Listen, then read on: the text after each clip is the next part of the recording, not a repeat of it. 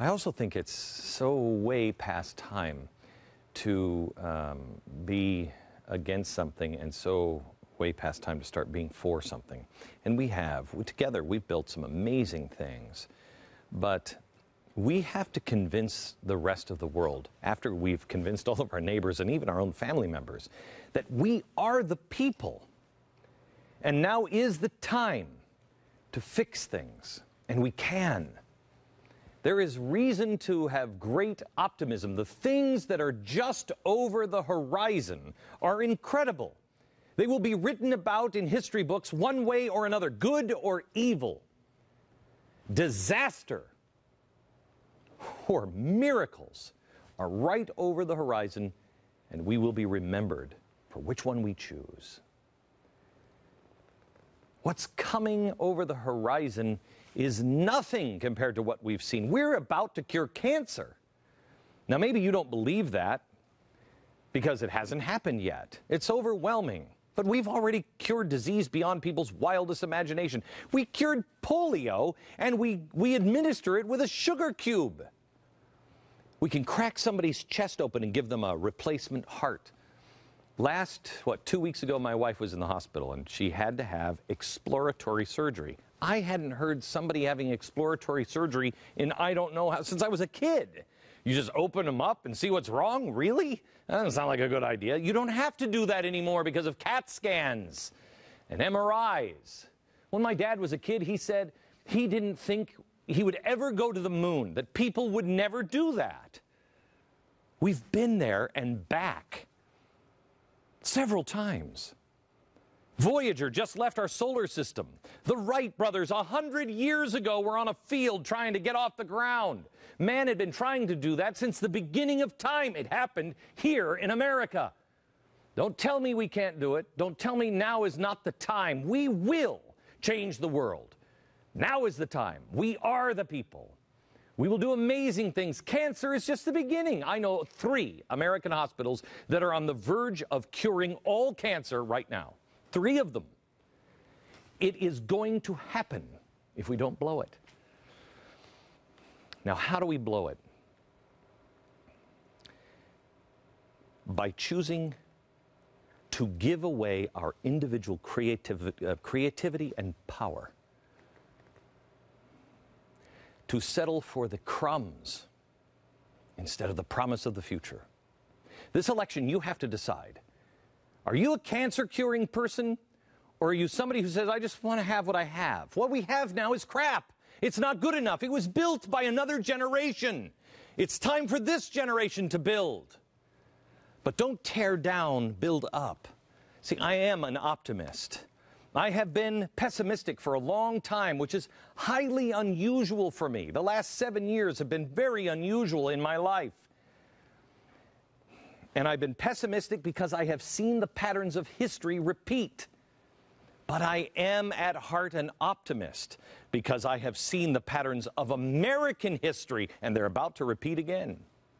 Know this, a better tomorrow is coming, but it is not pain-free, and it's not free of action either. Regardless what happens November 6th, things will still get tougher before they get better. We're doing a show on Friday that I don't want you to miss. It's on Israel. It has been a year now, I can't believe that, since restoring courage. The tension in the Middle East has only intensified. Mahmoud Ahmadinejad told worshipers just the other day, celebrating Quds Day, that the existence of the Zionist regime is an insult to all humanity. Oh. If he was just a crazy nut job with no influence, it'd be easier to overlook, but he's not. And Iran is making global alliances that, oh man, I wish Winston Churchill was here, because boy, would he be awake.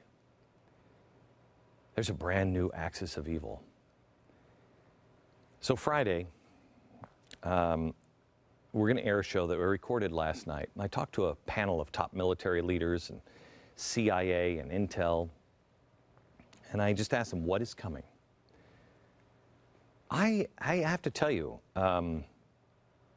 when these guys who you will really respect, one of the guys on my security team said, Is that who I think it is? I said, yeah. You know him? He's like, are you kidding me? The guy's a legend. I said, I know.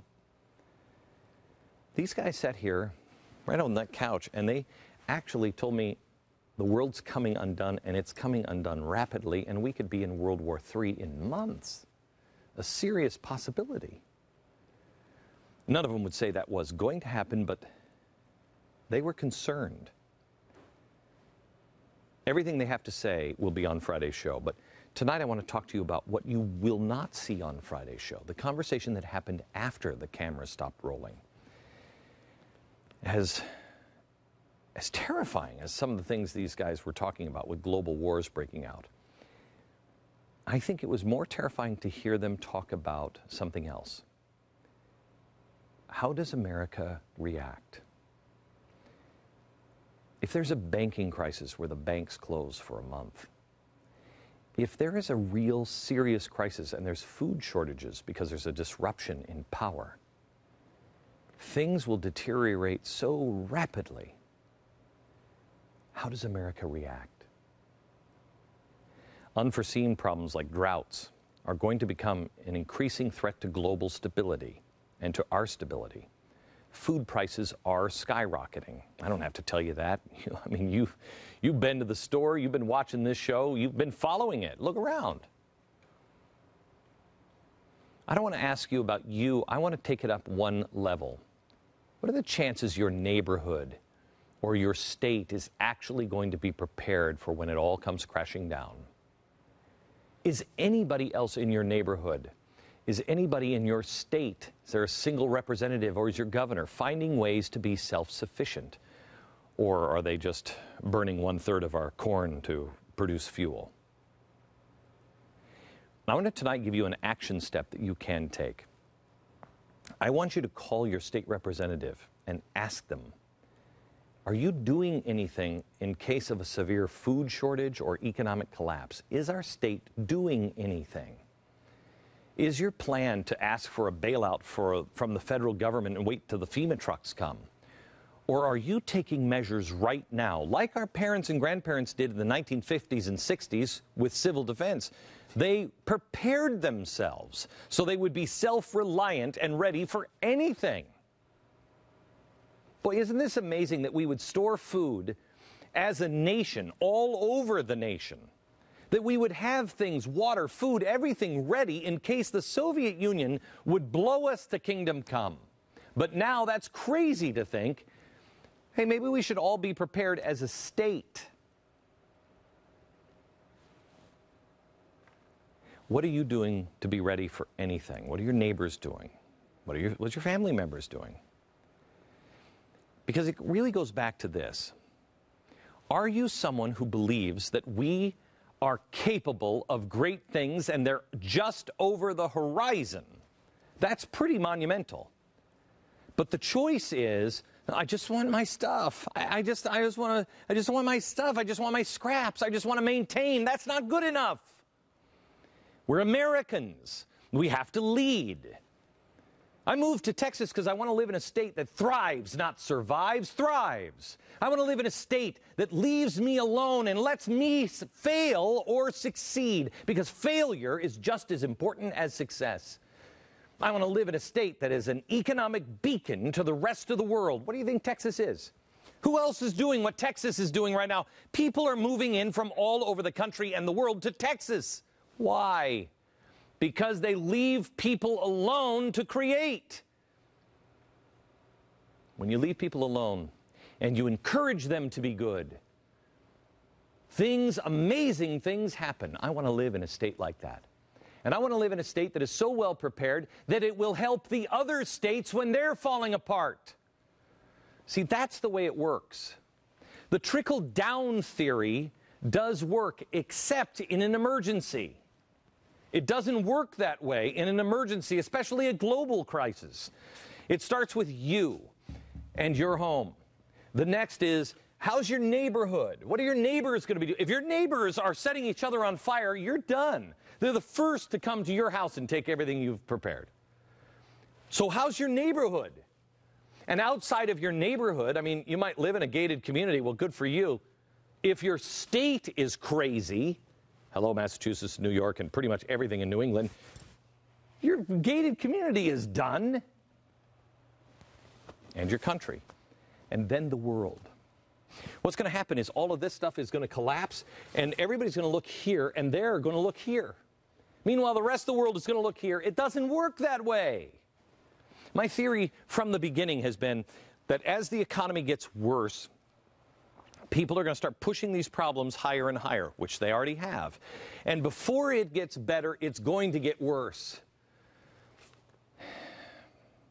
I don't see how we miss a bubble bursting, but we can only delay for so long before it happens, because that's natural. As the dominoes start to fall, they'll push for bigger and bigger government, and structure will come. You don't want the structure. You don't want to be living in an area where people are begging for the structure because they can't make it on their own. The real solution is to get smaller.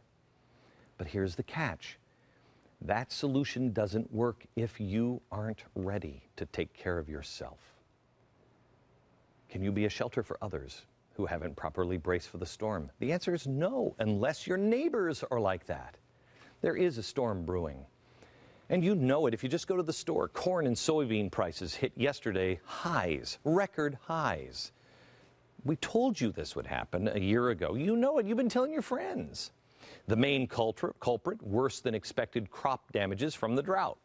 Stuff happens. Corn is now up 68% from June. You know, some farmers are feeding their cattle candy. I'm not kidding you.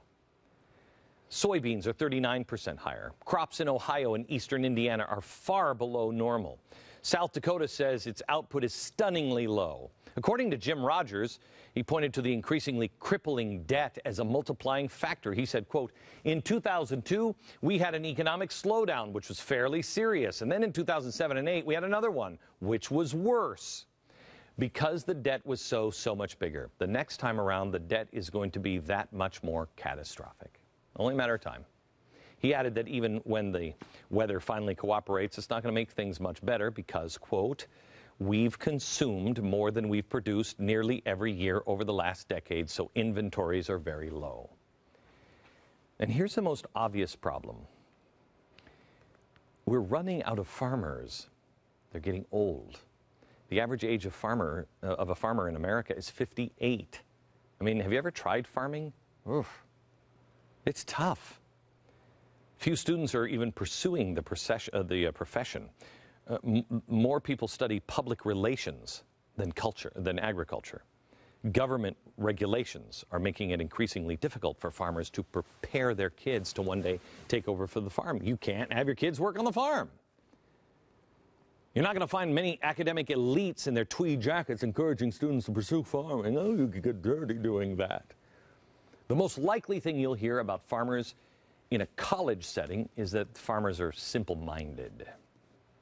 But here's the most disturbing thing Jim Rogers said. As far as I'm concerned, the election is irrelevant. There's very little difference in any of these guys. None of them understands the problem. These guys are the guys who got us into trouble. You expect them to get us out? It goes back here. Don't look to Washington to solve your problem. Look here to solve your problem. Now, I believe there's a little more difference than Jim alludes to. In fact, a lot more difference. I mean, one had a stepdad named Lolo, a grandma named Toto, and a pet monkey named Tata or something like that. And he was taken to see the demon-fighting monkey gods over the 4th of July picnics growing up. But I do agree that either way, a storm is going to hit. But I am optimistic because I do believe God is not neutral, and I do believe that Romney will listen to the promptings of the Spirit. I really believe that. And it will be God that will make the next Abraham Lincoln, not man. I also believe that we're going to be okay because of the steps we've taken to prepare.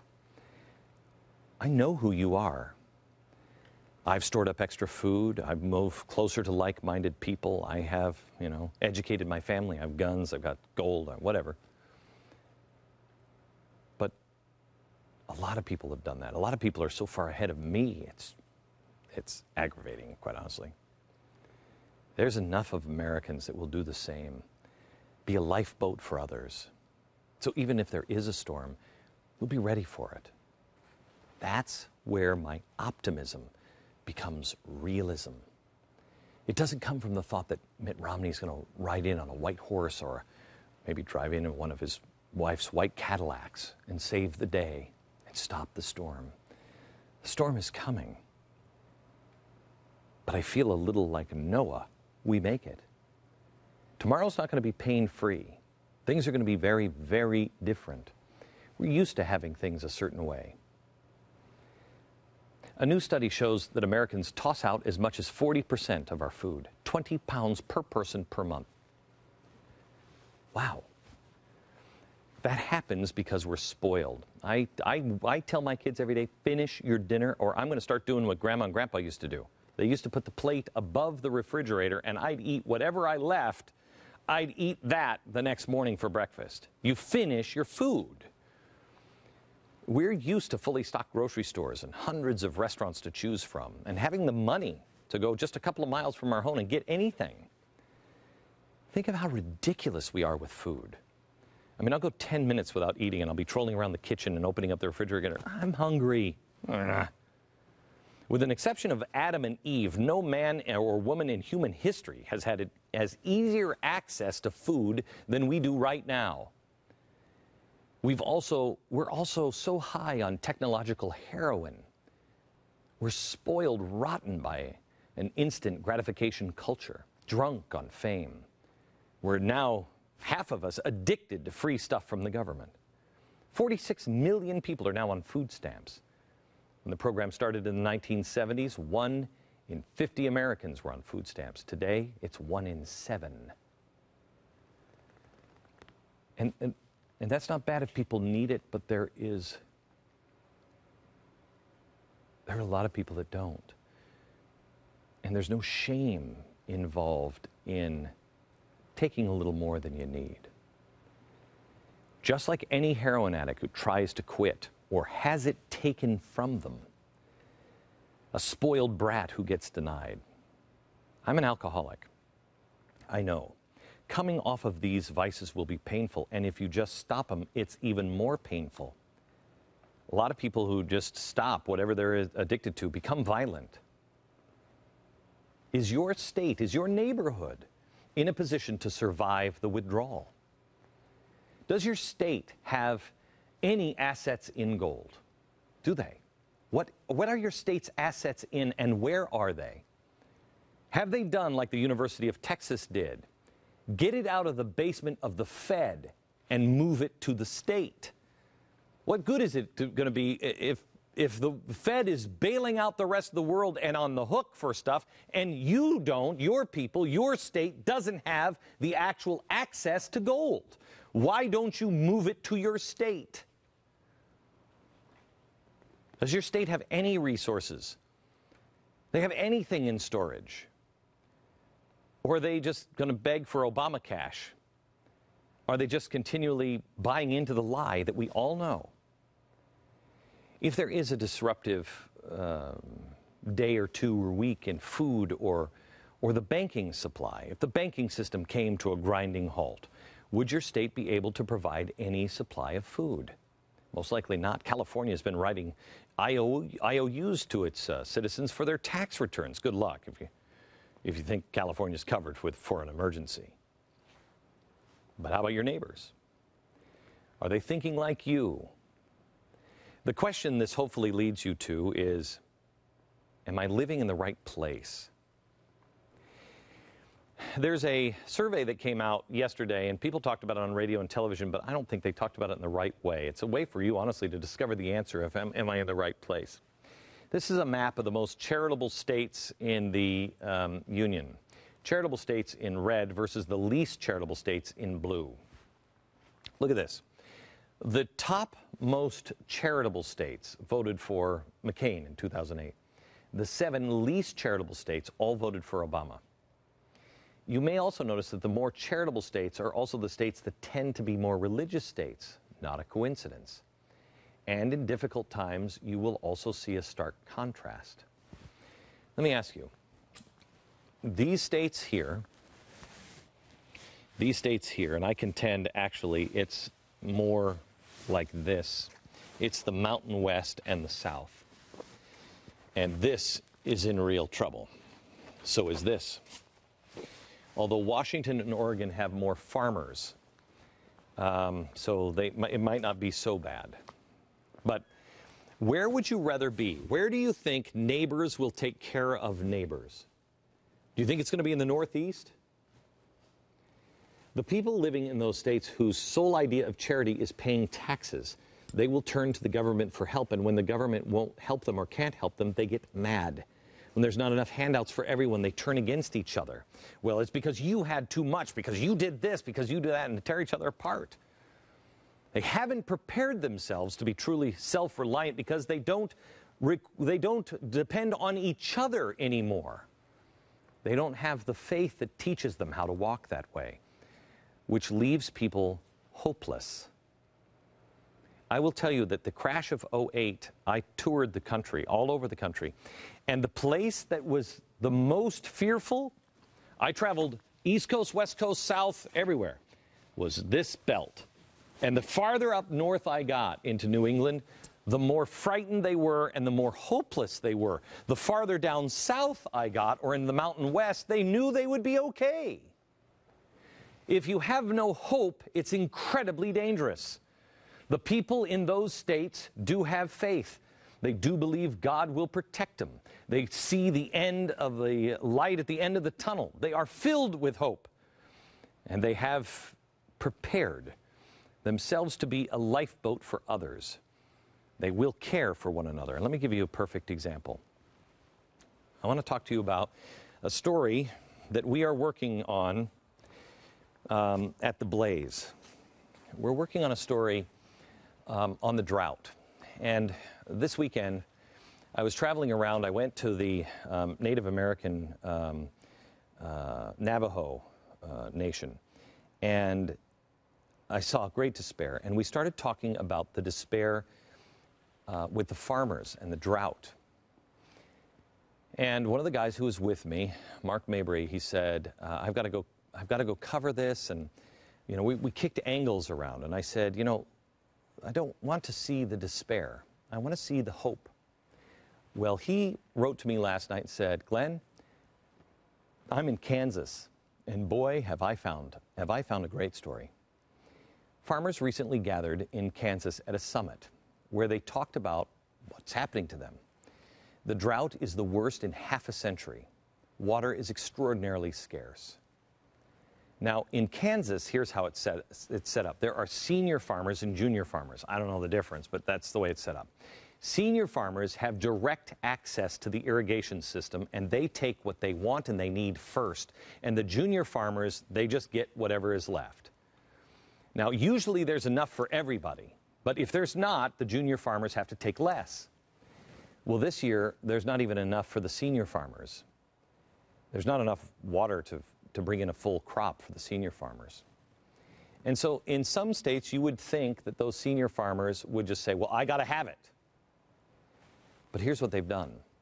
Without any kind of regulation, without any stimulus from Obama, the senior farmers, because they're themselves leaders, along with the junior farmers, the neighbors, the senior farmers have decided to give the junior farmers enough water to get a crop in. They're getting very little profits because of the reduced water supply.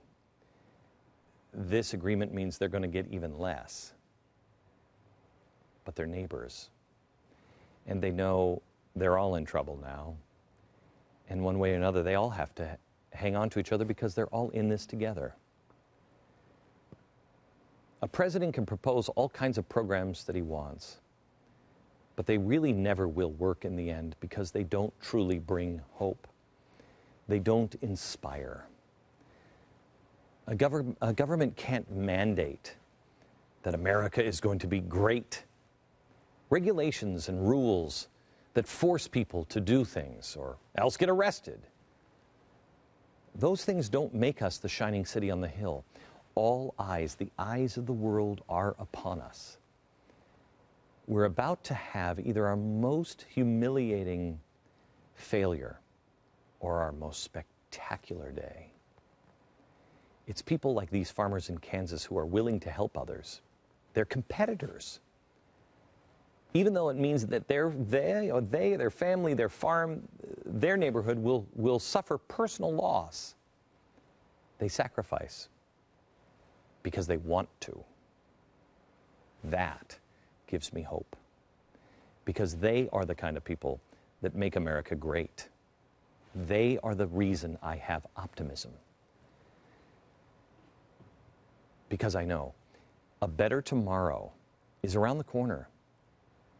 And it isn't pain-free.